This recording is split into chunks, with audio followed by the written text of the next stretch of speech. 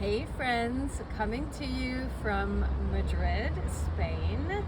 And as you probably already know, we are approaching our eclipse season once more. So this eclipse season began in April, on April 20th of 2023.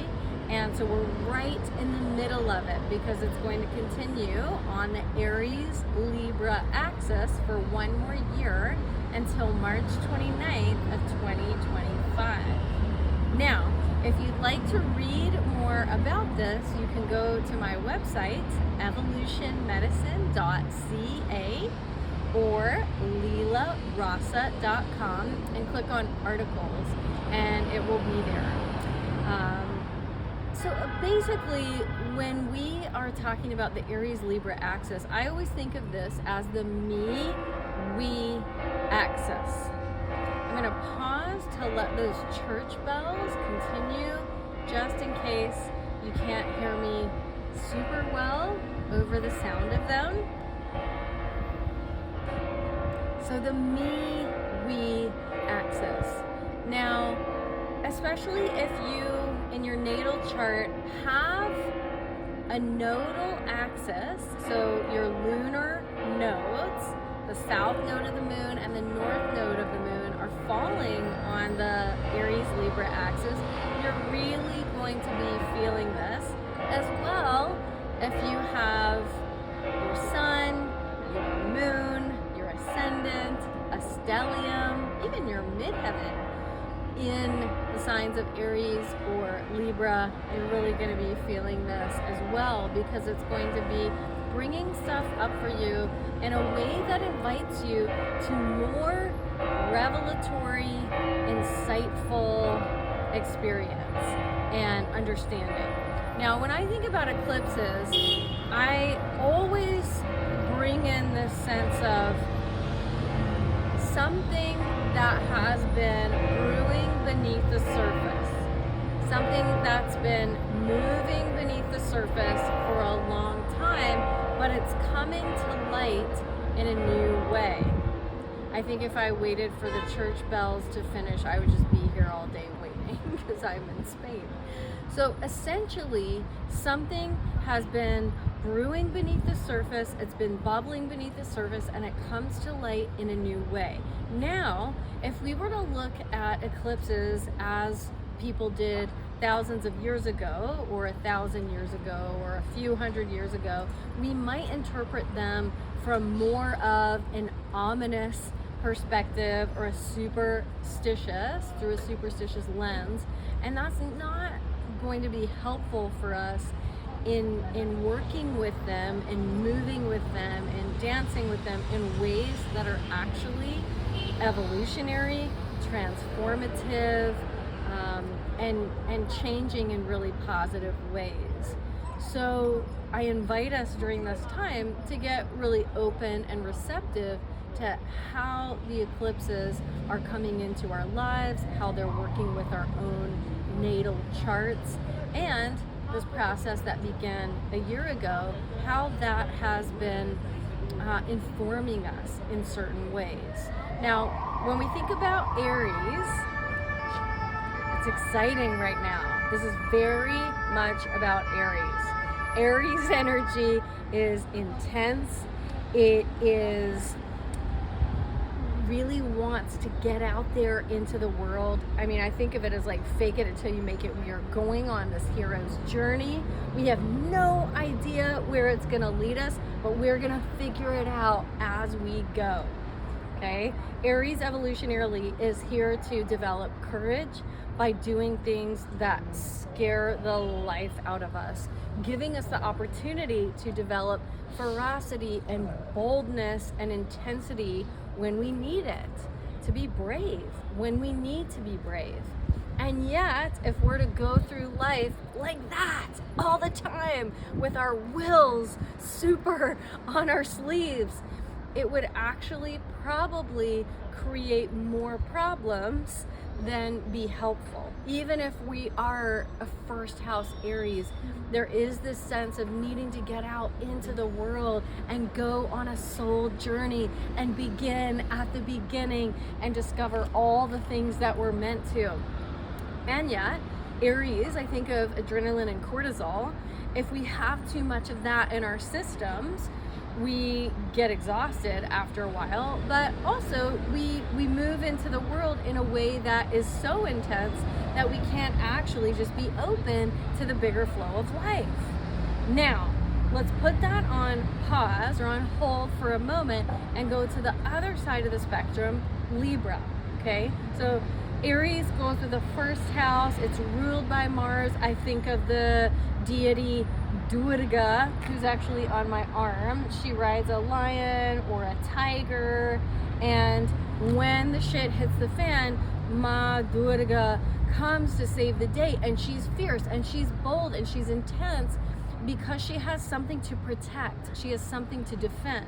So Aries does need to defend itself, to defend its territory, and to claim more ground. Okay. So we've got that. Let's put it aside for a moment and come to the other side of the spectrum, which is to lovely Libra. Libra is an energy that I tend to associate with Lakshmi, ruled by Venus, goes with the 7th house.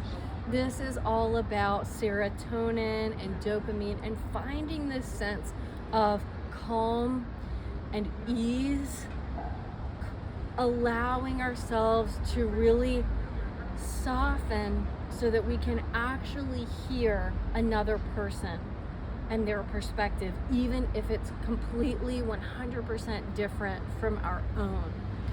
Libra gives us the capacity to understand and connect in a real and soulful way with ourselves. We have to do that first so that we can connect with others and really open to how others are needing to be met. Now, Lakshmi is the goddess of beauty and love and abundance. And this energy invites us to, in our own experiences, calm down so that we can actually have a true and real sense of serenity and tranquility. Any practice like going to art museums, looking at beautiful things, if you're an artist, participating in and practicing your own craft that brings you into a really serene place. This is all Libran energy.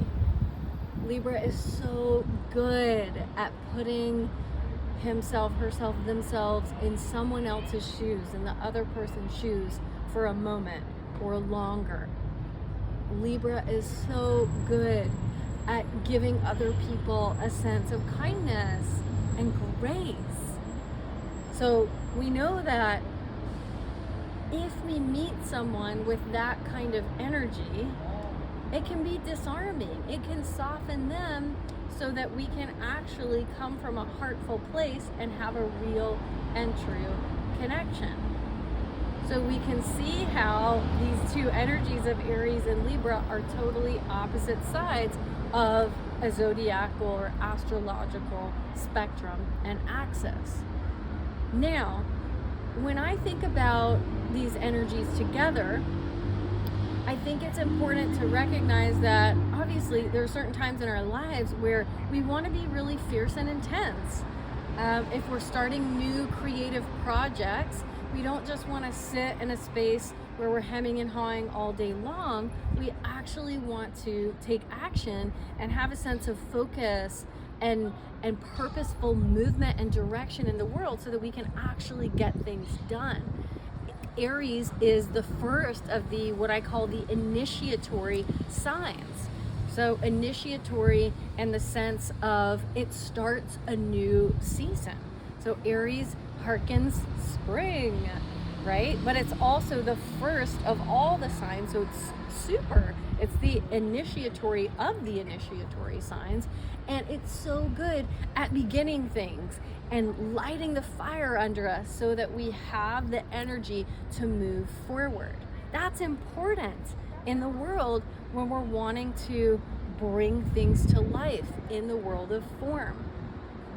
And yet, if our resting tone is always this sense of intensity, if we've got too much cortisol or adrenaline moving through our systems, we know it's not healthy for us, and it's not healthy for those in our lives. It actually deters us from being able to listen, from being able to soften and to make a connection and to find some equal ground to stand on. Now, in the same way, the shadow of Libra can be really indecisive. It can actually, because it wants to keep the peace, not ever address things that actually need to be addressed. And this is when the positive energy of Aries can come in and encourage us to develop this sense of bravery and courage in facing the things that we haven't faced, whether that's in ourselves or in an intimate relationship, in a familial relationship, and a deep friendship. Aries invites us to go to those uncomfortable places and to do so with directness. We don't always want to be leading with that energy, but we need to be able to call on Durga when things get really intense in our lives so that we have the wherewithal to claim our territory when we need to.